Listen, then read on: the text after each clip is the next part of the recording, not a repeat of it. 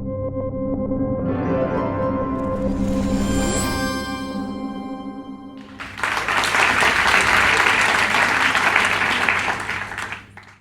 20 years, almost 20 years, I used to be the anchorwoman for the nightly news for Israel's two main national channels.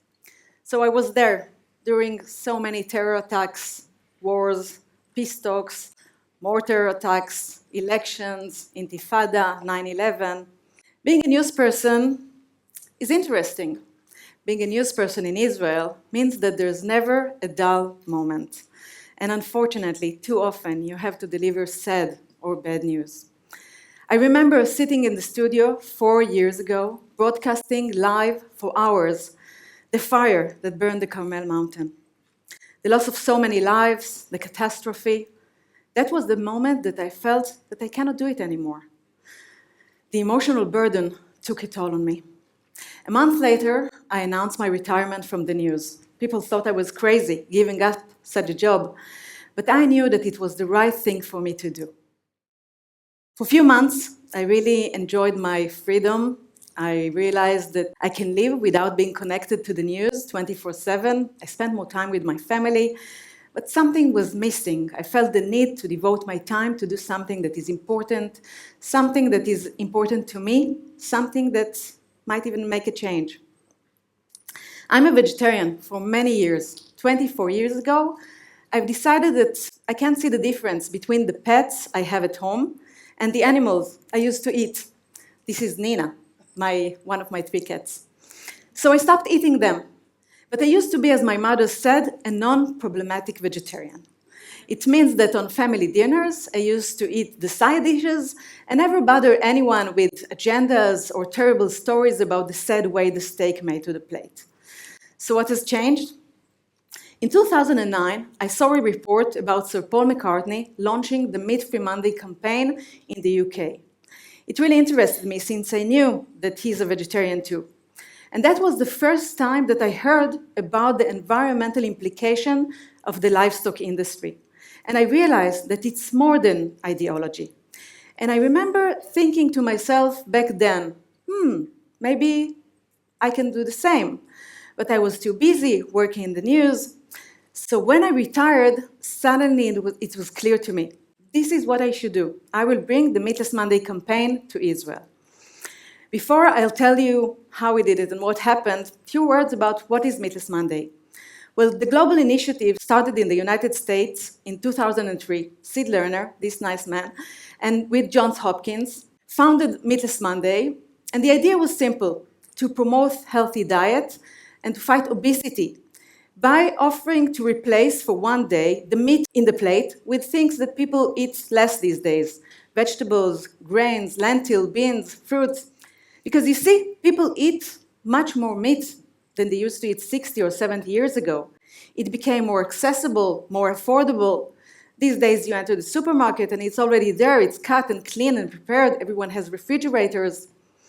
So the world eats more meat, there's the need to produce more meat. And nowadays it shifted from small farm to farm factories. So the meat is not as it used to be 60 or 70 years ago. It's full with hormones and antibiotics and all other terrible aspects of farm factory. So the beginning of the campaign focused on health. In 2006, the UN published a report titled Livestock's Long Shadow, a report that shocked the world because it showed that majority of greenhouse gases that causes global warming comes from livestock industry, more than the whole transportation in the world. How come? Well, first of all, animals are gassy. They fart. And they produce methane gas that stays in the atmosphere 20 times longer than carbon dioxide. And livestock industry is also extremely wasteful in terms of land and water and energy because you have to use them twice. Once to raise the crops to feed the animals. And by the way, you destroy the rainforest. And then to raise the animals themselves, the billion the world eats. How bad is the influence on the environment? Here are some facts that even shocked me. Did you know that to produce one small burger, you use the amount of water that could be enough for a 4-hour shower? Imagine how much water we could save. And the idea behind all the environmental campaigns is that no individual can really make a global change. But if each one of us will make a small change and we will combine them all together, we can have a huge impact. So if all the Americans will stop eating meat for one day, it will be like taking off the road 25 million cars permanently.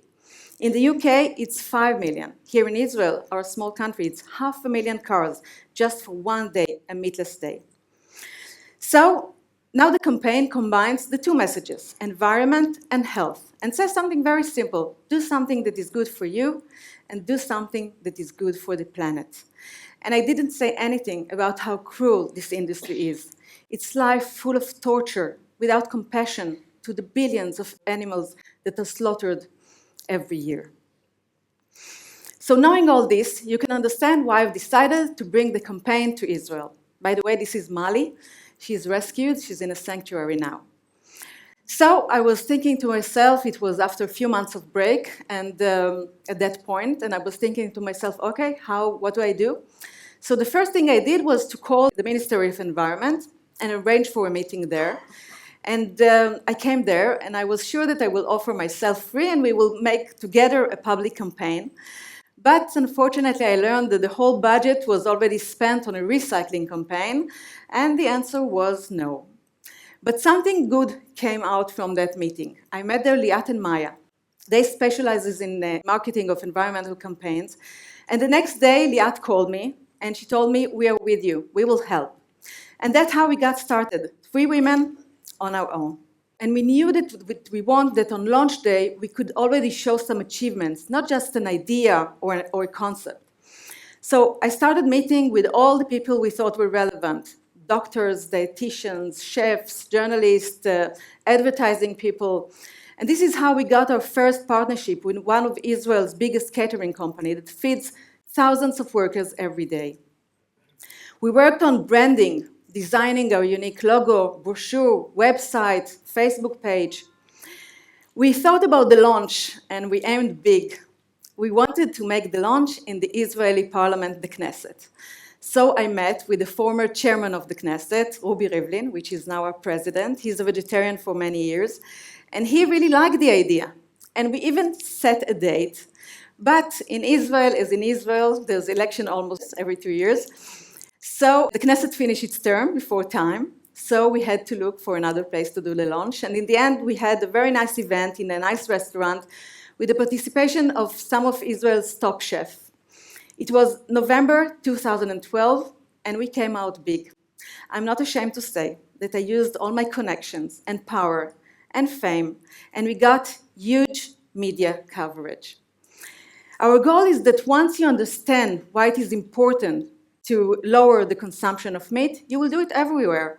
If it's at home, at school, at the cafeteria of your workplace, at a restaurant. And our job is to make it as easy and accessible as possible. So we are now in dozens of cafeterias of industry leaders, such as Intel and Teva and Google. In all of them, on Mondays, there's the biggest selection of vegetarian dishes. There's still meat, but less, because we don't force anyone. So it's easy to make the choice. We're in 5 main hospitals, in dining rooms of kibbutzim, in school and kindergartens of a few main cities here in Israel. And even the Scouts movement last summer camp had Meatless Monday and even a special patch for that activity. Former ministers in the end joined and supported us. And even one day I got a surprising telephone call inviting me to the Prime Minister's house. And Benjamin Netanyahu and his wife Sarah announced that they will stop eating meat on Mondays. And remember the Knesset? It took us 2 more years, but it finally happened. We celebrated our 2nd anniversary at the Knesset in the cafeteria. And although there were elections not long ago, and a few of the members changed, but Meatless Monday is there to stay. And the Knesset became the first parliament of the world to have Meatless Monday. Yes. The good thing about being a small country is that news travels fast. A survey that we took a year after the launch showed 70% of awareness to the campaign, and last September, the numbers showed 26% of participation. And that is with 0 ads, just PR. Yes, and Israel is now considered as among the global movement as a mighty mover. We even got headlines we were amazed by, like this one, that Iran and Israel find common ground through Meatless Monday. And yes, and it's a great feeling, not just to report the news, but to make news, especially when they are good news. As for me, I'm vegan now. So according to my mother, I'm more problematic. But I feel the best ever. I do a lot of sports, even did triathlons, and I'm back on television.